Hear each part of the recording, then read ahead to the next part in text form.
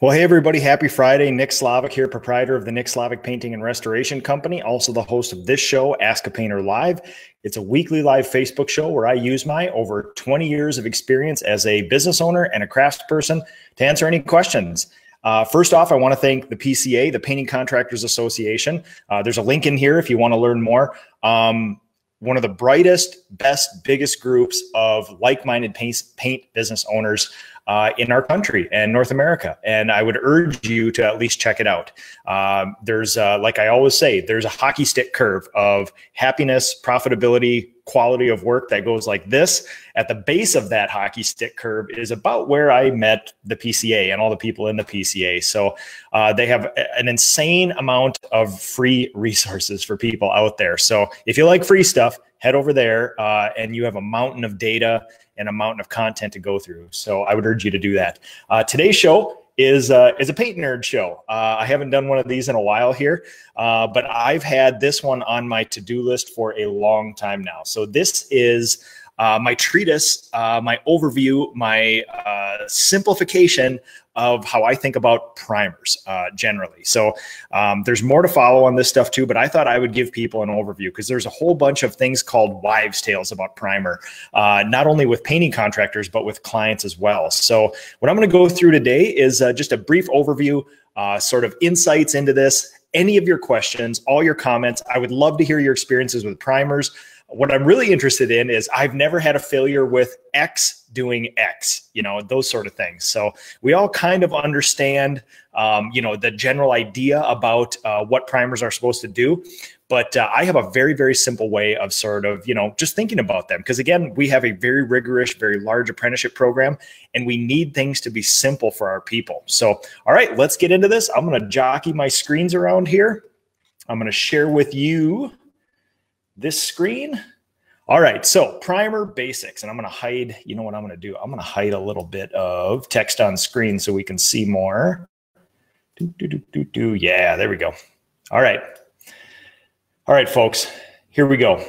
Number one, the one thing I will tell you, everybody here is that, oh, before we do that, Adam Voisey, how's it going, man? Thank God it's Friday. Chris Arata, always good to talk to you. Thanks for watching, guys. Number one, there are, especially when it comes to trim and cabinets, insane amounts of feelings-based approaches to priming. I am a firm believer in this one principle. You only need one coat of primer for what you're doing. You can do more, but most of it, if you had to actually justify your extra uses of primer, you could not come up with a good justification for it. So we'll get into that more. But again, when we think about this, people come up with crazy, highfalutin, Rube Goldberg-esque sort of processes with doing trim and cabinets and other things. Well, I use one coat of this and then 3 coats of this and then another coat of this. And it's like, yes, that may work for you. But number one, you're messing with chemistry you don't understand. Number two, you can put too much paint on something, especially a hard surface like an enamel. And if you start mixing coatings and layering them, they're all going to do different things. So you have to be very careful. I'm a firm believer in if something needs to be primed, number one coat of primer only. So let's dig into this. Assumptions. Now, again, everybody has very specific things that they use, systems, processes. When I give advice to people, I don't want this to be just specific for Minnesota or my company. These things must be readily available. So we're talking about the big manufacturers, the Sherwin, the Benjamin Moore, the Zinsser, you know, large scale regionals, things that people can actually find. So if somebody were to say, oh my God, here's my treatise on primer. I have this beautiful Cloverdale primer. It's the best thing on earth. It does everything. 90% of painters have never heard of Cloverdale.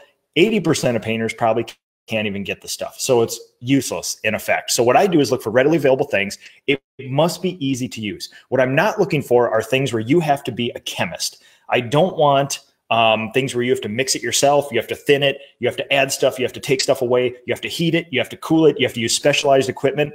These are things where it's a can, you open that can and you apply that can with readily available simple tools. So Mike Danahy, how's it going, man? Always good to talk to you. Anthony Brown, happy Friday as well. And we also have to have a history of data and results with this stuff. Over 28 years of me practicing the craft, I have tried just about everything on everything. And not only that, I do it multiple times. I do scratch test. And every time I'm curious about something, I have a little library of primers. We try them out and we just go forth from there. So that's my assumptions for this. Everybody will have a very specific, very impactful thing that works for them, but it may not be translatable to everybody around the country. So when I think about primer, I don't necessarily think about the specific primer. I think the theory behind the primer. How do water-based primers, alcohol-based primers, oil-based primers react to these situations? And even if you can't get some of the products that I mentioned, which you really should be able to, at least you'll understand what primer to look for. All right. Number one, you cannot talk about primers. Brian Santos, Simplicity Rules, man after my own heart. Number one, you cannot talk about primers without talking about prep. Two main things I want to talk about prep are how to prep and what we're looking for in that. So number one, I have a process internally in my company called SVT, Sand, Vac, and Tack. We take, again, simple, readily available things. We take, my favorite stuff is the 3M purple stuff. It goes by a whole bunch of other stuff, Pro Grade, I think Cubitron, things like that. But it is amazing. It is an amazing sandpaper. You can get it in the sanding blocks like you see here. You can get it in the random orbital paper that you see there. The stuff goes forever. It cuts well. We sand it, we vacuum it. And when you vacuum it, I use the brush attachment. You need that brush attachment to physically release it. It's like when you vacuum carpet in your car. If you just take a plastic attachment, run it over the dirt just kind of goes everywhere. If you use a brush attachment, it gets the dirt and rocks out of the carpet and sucks it up. And then tack rag. I do not use those oily tack rags. I use microfiber towels wetted with water. Nothing picks up dust better. They're cheap. They're 50 cents a piece. Moving on. It's the greatest thing ever. Now, what are we actually trying to do with primer? Number one, there's different types of adhesion. Vanessa, how's it going? There's mechanical adhesion and chemical adhesion. Others, but this is simplified. This is a side profile of a piece of wood that has been sanded. Now, at its smaller level, you think the more you sand something, the smoother you're getting it. But if you zero in, microscopic level, what you're seeing is all these peaks and valleys. What we're looking for is the most total contact surface area we can possibly get on a substrate. When somebody says scuff it for tooth, this is the tooth. This is the tooth right here. We're creating those little tooths. If we have a mirror, if we have a glass surface, something like, something like glass, it does not have as much of this stuff. It will have little bits of this, but it's so smooth and so non-porous. What happens is the total contact surface area, total surface contact area is not that great. There's not all these little things that primer can key into like this. So what you get is adhesion problems when you paint tile and glass and plastics and things like that. So when people say scuff it for tooth, you're actually creating those little peaks and valleys in there. And if you would, you always think about like the coast of Alaska. They always talk about the coast of Alaska. It's long, but if you were to stretch it out, it's like 10 times longer than the state is wide. This is the same thing too. You're creating about 5 times more surface area that primer can actually get into. So regardless of the primer you use, mechanical adhesion is one of them. So the reason I talk about prep is that think about a glossy oak cabinet door. If you are to use an oil primer over the top of it, it will most likely stick even with no prep because there's actual chemical adhesion, which we'll talk about a little later. Now, if the chemical adhesion isn't there, like water-based primer, I mean, open up just a can of random cheap water-based primer, put it on a piece of stained and varnished oak, and what happens? You can scratch it right off because there's not the mechanical bond of that. Now, when I do my experiments, I have some sample cabinet doors here. When I do my experiments, I was able to get water-based primer to stick to those sort of cabinet doors by doing this system, the Sand, Vac, Tack, because you're actually making more total contact surface area. Now, the problems that come after that are bleeding, because water-based primer generally doesn't stop the bleeding. And you're probably going to get a little bit of a non-sandability either. So it's one of those things. Dominic Crowley, how's it going, man? Good to hear you. So again, what we're doing, we're actually trying to rough the piece of wood up. We're trying to scuff it. We're trying to give it tooth so that mechanically the primer can adhere. Now, after mechanical adhesion, we have chemical adhesion. So 3 examples of sort of coatings. And again, this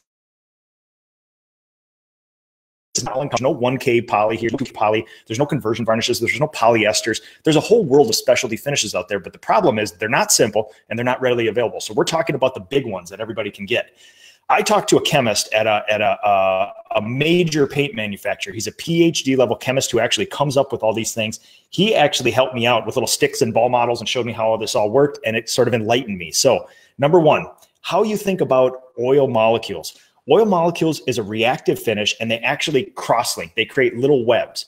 Oil molecules are very small. So when you think about this again, if you have a smaller molecule, it will act, you can stack more molecules, and the molecules, there'll be more molecules and they'll make more contact with that surface area. And they sort of form this little web. Now, again, with all the new finishes, the 1K, the 2Ks, or excuse me, 2Ks, when you add cross-linkers and other things, you can help create more of this, but it's high science. We're not getting into that right here.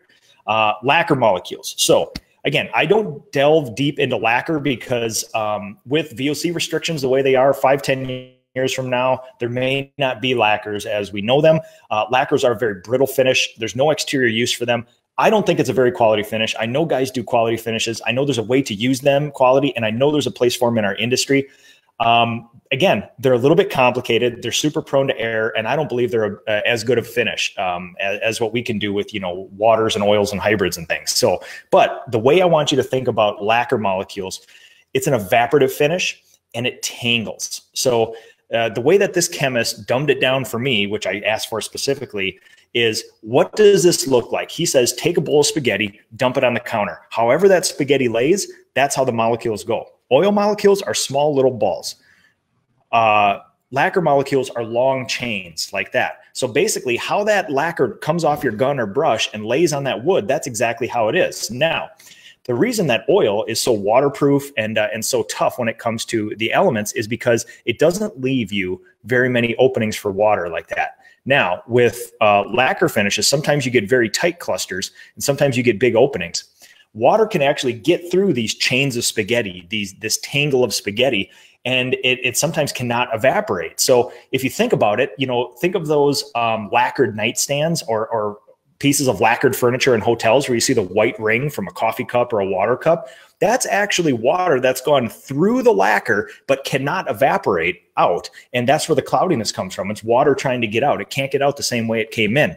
Interesting trick from an old timer who used to go around to very highfalutin hotels and refinish all this furniture because they would get all these, rings and stuff and, on all these. And instead of buying new furniture or refinishing completely, he actually dumps denatured alcohol on it, lights the alcohol on fire. The alcohol evaporates the water, but then you got to put it out real quick. So little trick from an old timer. I've not tried this. I still want to replicate it, but I have heard people doing this before, but it sounds like high risk, high reward. So, but that's how I want you to think about lacquers. Water-based molecules. Think of them as beach balls. They're sometimes 5 to 20 times larger than oil molecules. So again, remember, oil molecules, small, they kind of cross-link, they form a little chain, a little web. Water-based molecules coalesce. So if you think about the rubberiness, the shell that it creates, like on exterior acrylic paint like that. When you put the paint on, if the sun hits it, see if you guys can see, yeah, there's my cursor. The sun will hit the top of this and will actually skin over and coalesce those quicker than the ones underneath. And if these things don't dry out in time, that's when you get the blistering and things like that. So think of it as beach balls that all kind of squish together. They never really open up and cross-link and sort of link together. They more just kind of coalesce and mush together in those little things like that. So, but again, very large molecules. So when you think about it, in the total contact surface area here, the thought experiment would be oil primer, even if it has no chemical adhesion, the physical size of the molecules of oil primer will have more contact with this. And that will give you better adhesion. That is adhesion. If you think about those beach balls are going to bridge the gap between these little peaks and stuff here, and they're not going to make so much area. So again, it'll probably stick a little bit, but not as well as oil primer, where it can really just get in there like that. So let's talk about some very specific primers now. And then obviously you guys type in your questions. I can see all the questions and all the comments coming through here. I would love any any odd things you've used primer for. I would love your favorite primers. I would love your favorite uses for those primers, and any questions you guys have about this. So new drywall, PVA primer, polyvinyl acetate. This is not the standard in the new construction industry. Most homes that are being built use very cheap, dead flat builder's paint, and they put one coat on the drywall over a bunch of dust. They do the trim or whatever else, and then they put one more coat over that, and they call it good. And then within 5 years, they call good painters like us to come back and finish those houses because the kids have messed them all up. Polyvinyl acetate, PVA primer, is specifically made for new drywall. It is a very thin primer. It doesn't cover very well, but what it's made to do, this is a race car. It's specifically built for one thing. It's made to soak into new drywall to prevent flashing. You have the gray board of the drywall if they don't skim it fully, and then the white mud of the joints. And if you were to just, paint that, the board will absorb it differently than the mud, and you're going to get flashing and shine differences.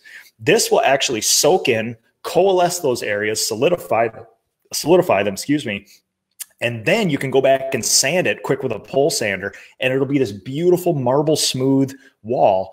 And when you put your top coat on, like a beautiful low luster, a matte finish, a satin finish even, it doesn't flash like that. This is specifically made for that. Again, 8, 9, 10, 12 bucks a gallon. It's a very inexpensive primer. It's not the standard in the industry. Most people skip this step entirely, but when you want fine finishes, my whole house is done with this PVA primer, and I actually used a Scuff-X on the walls of my entire house.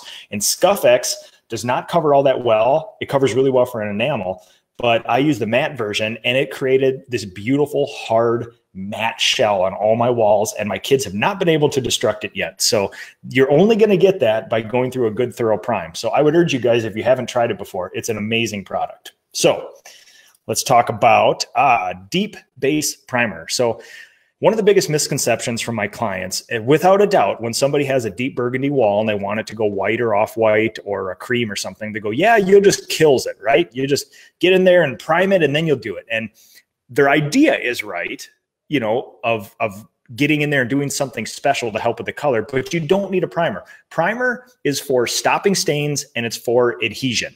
Generally, those are the things you want to do. If you're just taking water-based wall paint over water-based wall paint, you don't specifically need a primer. Now, I do use primers for this reason because they're cheap.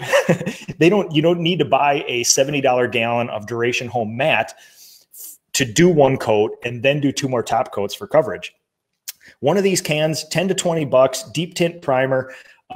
It takes a lot of the paint out of the can. In some cases, you can put like 8 to 18 ounces of colorant in there. So you can get these things nearly black, nearly red, nearly blue. I know there's some other fine paints in Europe where you can actually tint it the same color. Again, hard to find in most areas. So this is what I recommend. This stuff is readily available. You can get this at hardware stores. You can get it in home stores. You can get it in paint stores everywhere. And it goes on very smooth.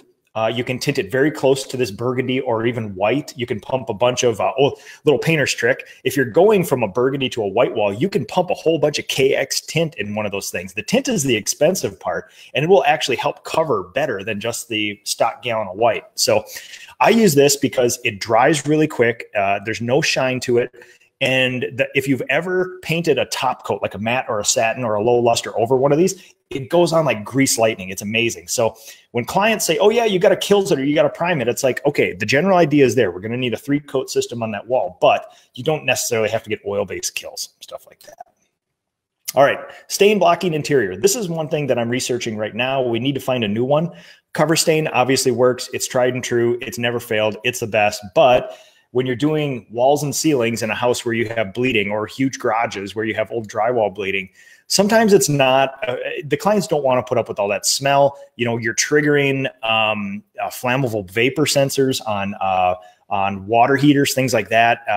It's smelly, but it always works. That's the problem. Now, another option would be bin, or what we understand as, a shellac-based alcohol primer. Fine too, but even worse smelling. And weird chemistry. It's a very brittle finish, and it can really do some harm to your neural system as well. It's even with respirators, that's a tough one. Now, there's a couple other ones. Now, this one on the end here, the Ace Royal, that used to be my tried and true. It's this weird little product that nobody really knew about.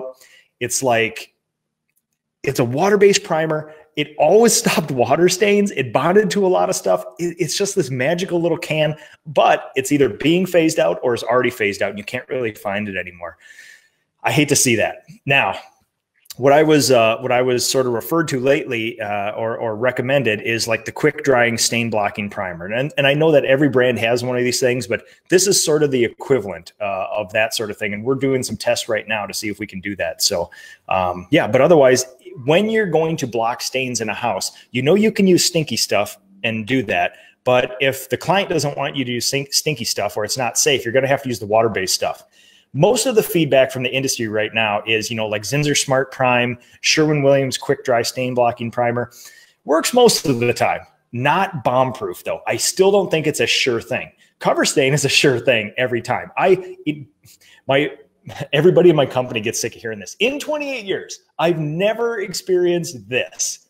And I've never experienced a failure with cover stain or stuff coming through cover stain, if that's any data point to you. That's a strong data point, too. So, all right, guys, I'll be going through your questions here after a little bit. I just want to buzz through some of this stuff.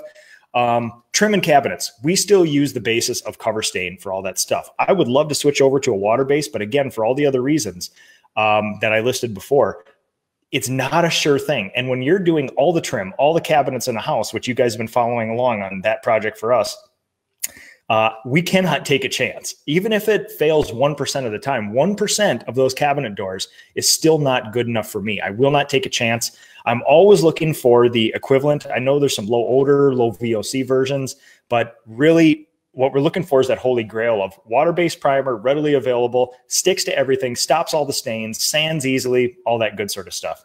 Amanda Zobrist, I'll get to your question here in just a second. Interior masonry. So you got the foundation of a basement or something like that. Loxon. The Loxon stuff from Sherwin. Again, I have not ever had a failure with Loxon. We probably use it half a dozen times a year, give or take. Interiors, exteriors, things like that. It's an amazing product. It's one of my most surefire coating systems, especially exterior sort of things. So this is a special project. I did a basement with it a couple years ago when it first came out on the market. Water-based primer and finish. So what this is it's sort of, you get everything you know and love with Loxon. It's elastomeric. It breathes a little this and that, but it goes on 2 coats. 1 coat kind of soaks in. 2nd coat will actually give you a finish. It's a beautiful kind of matte, low luster finish. And I know a bunch of other brands have versions of this stuff. The idea is there's a whole bunch of these water-based, super scientific sort of masonry products now where you don't have to go, oh, it's oil kills again. It's all that kills it. It's one of those things. You don't need to use that stuff anymore. In fact, there's better products out there that have a lot of science in them that are water-based that are catching up. So that's the general idea, though. I love that for interior. You don't need a bunch of UV protection and mildewcide and all that other stuff because, obviously it's a basement. You're not going to be doing a lot of sun and stuff. Exterior wood painted. So this instance kind of goes against what I know about primers. Number one, if you have wood, oil primer will always do well with it to block stains and solidify and give you a good base. About 4 years ago, I converted all of my exterior priming from cover stain and long oils and short oils and from Sherwin and Benjamin Moore and all that stuff to water-based stuff. And the first thing I used, Kills Premium 3, it used to just be called Kills Premium Water-Based Primer. Honestly, we've done barns, we've done historical restorations, we've done new cedar, we've done pine, we've done everything else. I've not had a failure with that stuff. I've never had a stain bleed, and we have not had peeling issues with it either. Recently, we have been in the last couple years, we've been mixing in the multi-purpose latex primer, and honestly, again, we've not had any issues with bleeding. It should not stop stains as well as it does, but I just go by the data, and we've used it on 140-year-old houses. We've used it on new houses. It just works. It just works, especially with the multi-purpose latex. It's a thin primer. It actually, when you put it on bare wood, it feels like it sucks up into the wood and kind of solidifies it, like gets that teeth in there. So again, very interesting products. And if a contractor called me up and said, what's a guaranteed product for priming exterior cedar that won't bleed and won't peel? And I would say, listen, you got to go with cover stain, except it's going to work, except I got this huge data set of these 2 products that don't fail either. So again, horse apiece, but yeah, interesting stuff. When not to prime. So there was a thread that I got very interested in on Facebook the other day where somebody had, you know, a Sickens finish on the outside of a house, very shiny house. They applied a lot of it. They didn't do the proper prep. Previous painters, this guy was just saying, what should we do with it? Should we prime it and paint it and this and that? I'd be very leery of that. We do a lot of our wood houses now with solid color acrylic siding stain, which is the woodscapes there.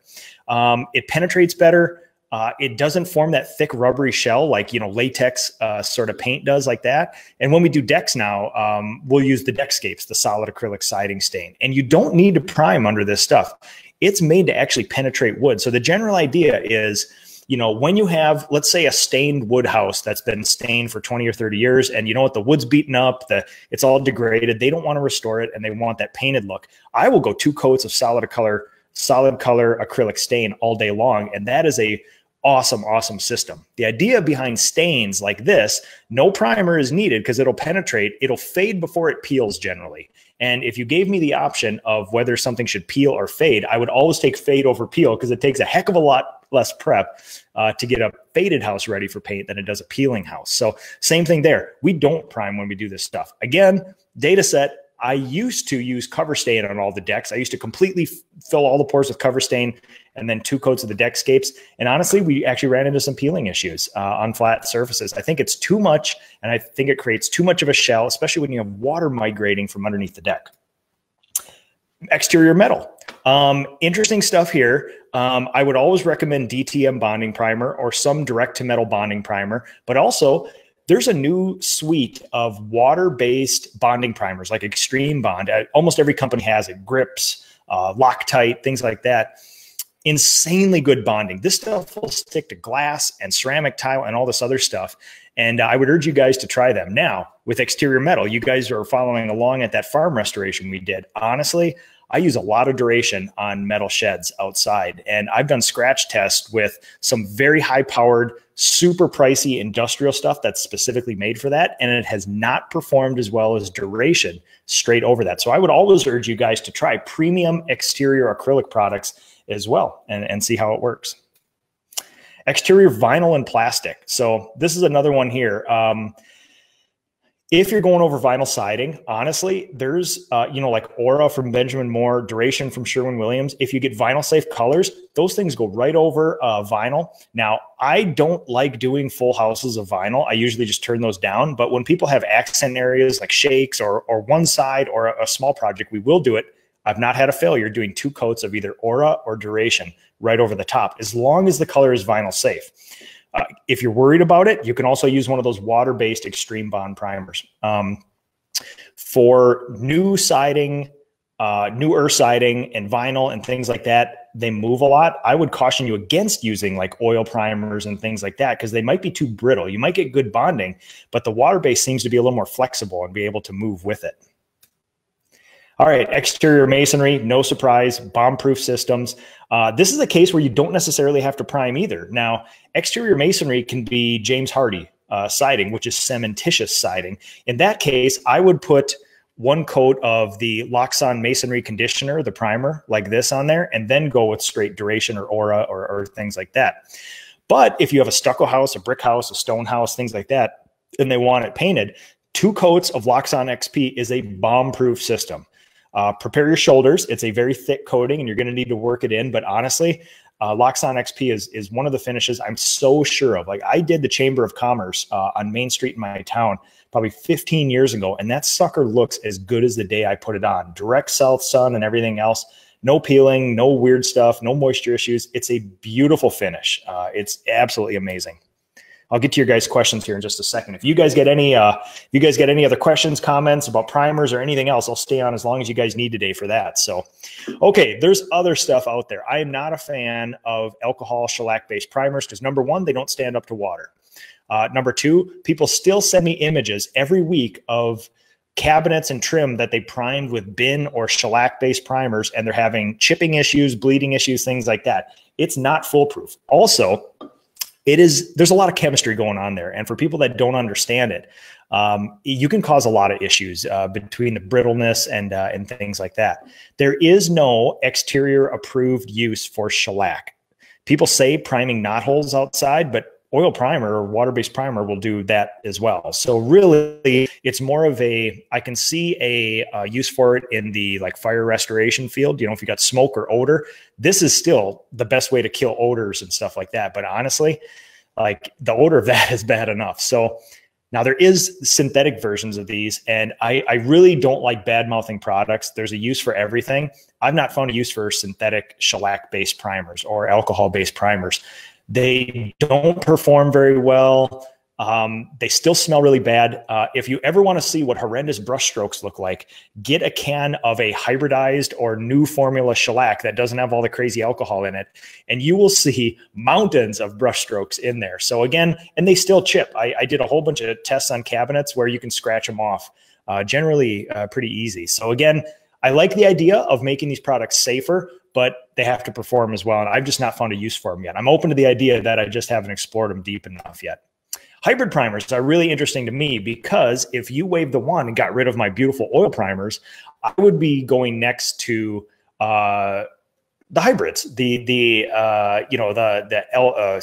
Elkids, the water-based combinations, things like that. I think they hold the best promise for adhesion, for stain blocking, and for sandability. The sandability is the one thing that people forget about primers all the time, which is, yes, you can use a water-based primer and you'll probably be able to get it to stick to a cabinet door, and you might be able to get it to block stains, but then you can't sand it, you know. The oil-based primers sand beautifully like that. And that's part of it. If you want a fine interior wood finish, you need something that's sandable to give a good base. These are promising. They do take a long time to dry though. So they're getting better again, but I think the downside is they stay soft, kind of just like the hybrid enamels and stuff like that. Clear tinted bonding primers. So we use these every once in a while on really beaten up exterior wood houses and stuff. The general idea is it's a water-based, it's clear, sometimes it's tinted. It's a primer that's kind of like a glue, a membrane that will go on to some siding. They say minimally prep, but honestly, you're going to want to prep. And it sort of encapsulates everything. Now, they make me a little bit nervous only because they are a rubbery water-based thing that you're putting over a breathable, permeable surface. And I always worry about capturing moisture or not being able to prep it in the future when you have to scrape again. So again, data set is we don't use this very often. I have not had a failure, but the theory behind it just me a little bit. There's so many good water and oil-based primers. We've not converted completely over to this, although I do know a lot of people who do a lot of exterior painting live and die by this stuff. So, but the general idea is there. All right, so that's about it. Let's go through some of your questions here. Let's get rid of this. Okay, Mike Vietro. All right, thanks for watching, man. I appreciate it. Okay, Amanda, happy Friday. How about the yellowish primer that comes standard from the mill? What is your take on putting primer over this before top coat? What would you put under a waterborne top coat? So I'm assuming you're talking about the pre-prime millwork doors, things like that. Oh, she's got another comment here. Let's make sure we get all the info. I always pre-prime surfaces. I know better. I chose to test my luck and put a 1K over yellowish mill and an absolute failure, cracking, especially in the corners. I also did baseboards that had white mill primer with no cracking. Okay, here's the thing. They call it pre-primed. The only reason they paint that stuff is not because they're prime that stuff. They're not looking out for us as painters. They're not like, hey, we'll help them out here. They're trying to hide finger joints and MDF. If clients saw that their baseboard and doors and trim were put together with 6-inch pieces of this wood put together, scrap wood, they would not feel great about paying for it. They would also not feel great about seeing cardboard MDF trim. So they say it's pre-primed. What we know is they're just covering it with some white substance that will hide all those joints. Interestingly enough, I don't know that I would call that a primer. Theoretically, you can call it whatever you want. But if you were to take one of those pre-primed pieces of trim, I actually have some right over there we're doing some tests with. And if you were to walk into a job site through the rain, I've had times where that primer comes off.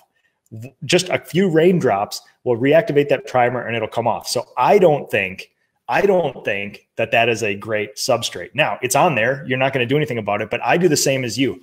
Clients always say when we're doing these whole house repaints with trim and stuff, if I replace all the trim with pre-prime, you can save like half the work, right? And it's like, no, there's going to be more nail holes to fill. We still have to caulk all the joints. Then we're going to sand everything smooth. Then we're going to prime over so we don't get flashing between the caulking and the patches. And then we're going to do 2 top coats. So really, it's going to make more work because you're going to have to buy all this stuff, have the labor to put it on, and then we're going to have a whole bunch of nail holes that weren't filled with wood putty originally that we're going to have to go back. And it doesn't really save you any labor there. So yes, I agree. And Amanda, you bring up a good point, which is there's a whole bunch of 1Ks, 2Ks, all the host of new products out there.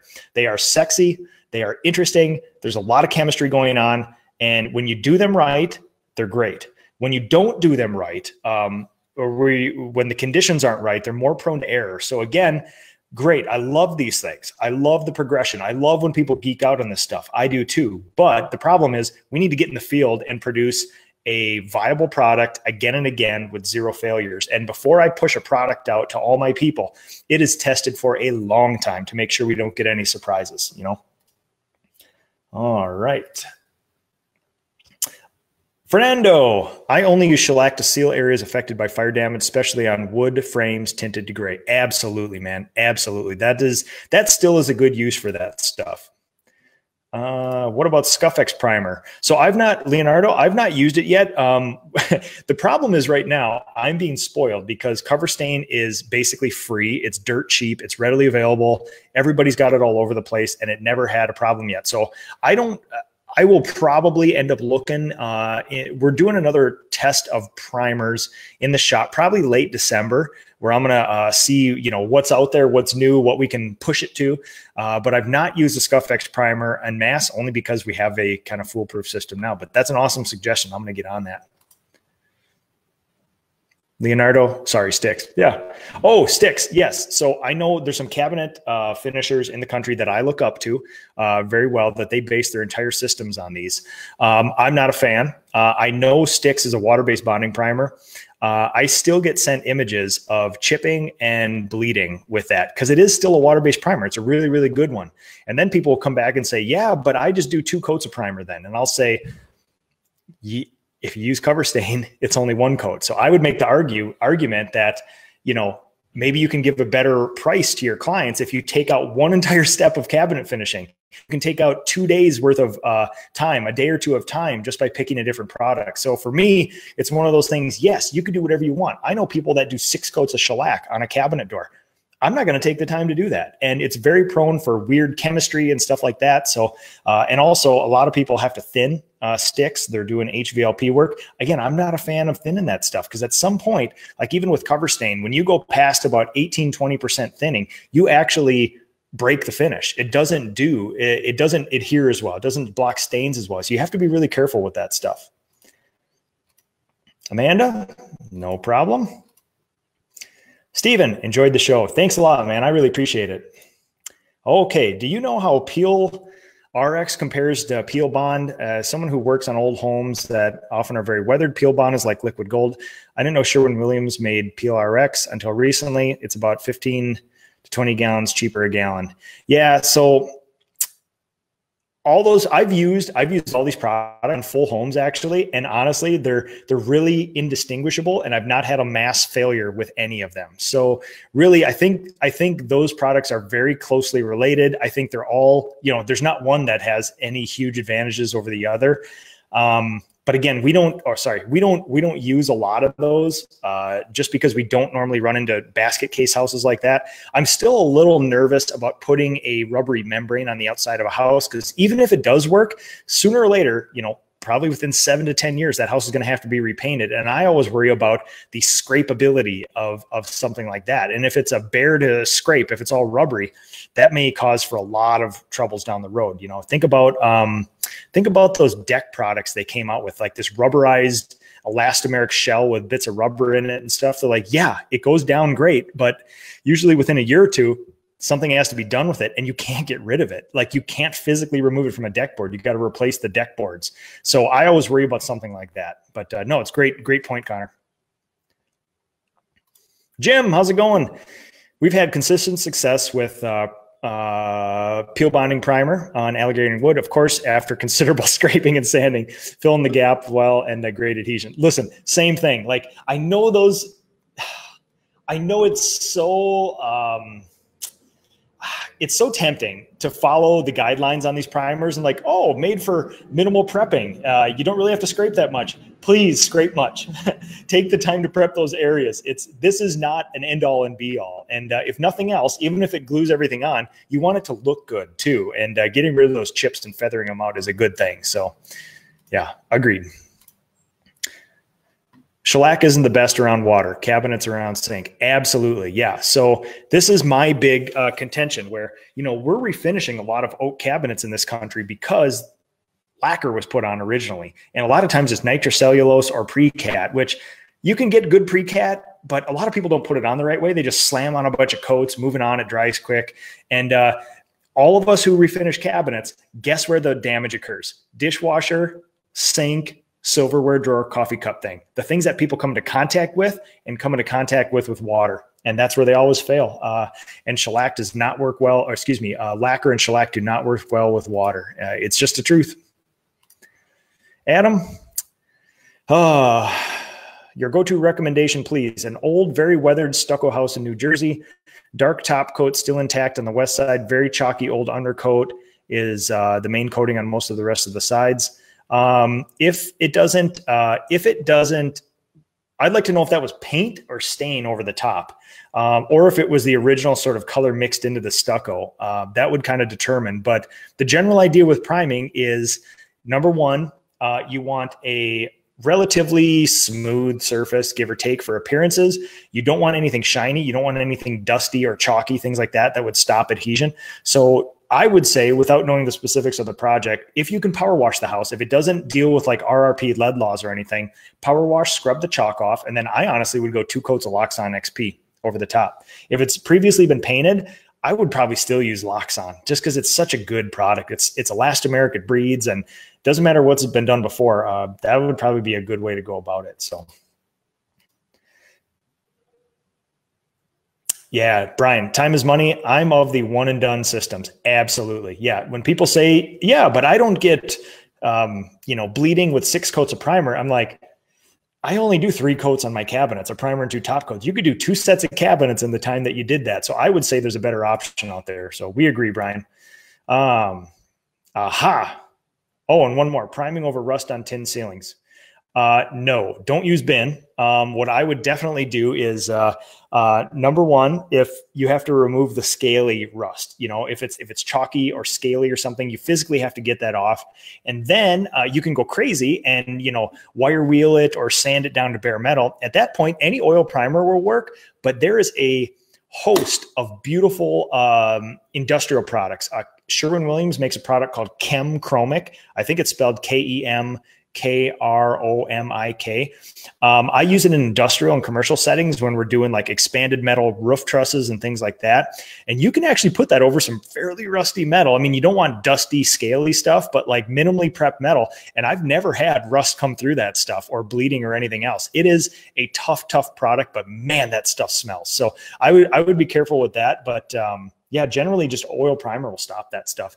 If you use a water-based primer, it will actually put that rust stain into solution and bring it through, and you'll get a bunch of bleeding. And so that, and you're adding water to a rust stain, and it's theoretically you might be adding to the rust. So, all right, what would you recommend for exterior primer that is in the Pacific Northwest? Lots of rain, humidity, and moisture. It depends. If it's wood, honestly, I would go with 2 coats of the acrylic siding stain. We deal with some of the things you guys do there, but, I'm very leery of putting, a lot of water-based paints and primers large scale over wood. If we have to, if the house has previously been painted, you sort of have to do that. We use a water-based primer and then 2 coats of like a duration exterior. That's been our bomb-proof one. I used Aura for probably about 10 years. The problem was some of the low lusters and stuff actually blistered. They had a lot of moisture issues. So if you had a high humidity day or it rained the night before, or even if the wood tested below 15% and you put it on there and it was humid for 3 or 4 days after, sometimes you would get some blistering issues with that stuff. And it happened enough times where we made the switch years and years ago to duration. So honestly, I'm still a fan of the solid color acrylic when we can get a chance to do it that way, because it will stick. It will definitely stick. And yes, it will likely fade before it peels, but you do not want a peeler. Fernando, I do 1 coat of block filler tinted to the color, then 1 coat of duration satin. Absolutely. That's a wonderful system right there.